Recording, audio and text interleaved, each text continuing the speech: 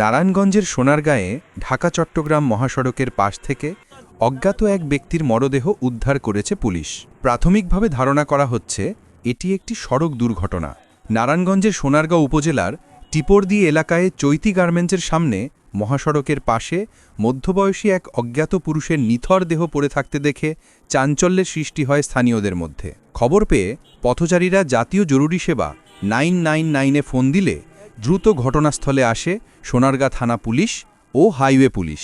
পরে মরদেহ উদ্ধার করে ময়নাতদন্তের জন্য পাঠানো হয় নারায়ণগঞ্জ ৩০০ শয্যা হাসপাতালে। এই ঘটনায় এলাকায় আতঙ্কের পাশাপাশি কৌতূহল ছড়িয়ে পড়ে। মরদেহের পরিচয় এখনও নিশ্চিত করতে পারেনি পুলিশ।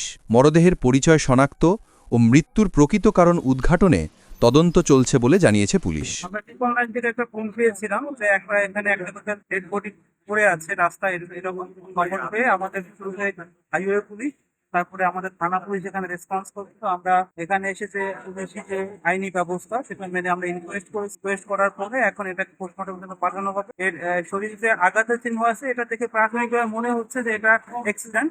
তারপরও আমরা এটা ফার্দার কি হয়েছে সেটা দেখার জন্য ব্যবস্থা নিই। এখন মতো লোকের নাম ঠিকানা বা অজ্ঞাত এখন কোনো কিছু পান না। এটা মাত্র কয়েক ঘন্টার বিষয়, এটার জন্য আমাদের স্পেশাল টিম আছে, তারা আসবে, আসার পরে নিশ্চয় পরিচয় আমরা জানার চেষ্টা করছি।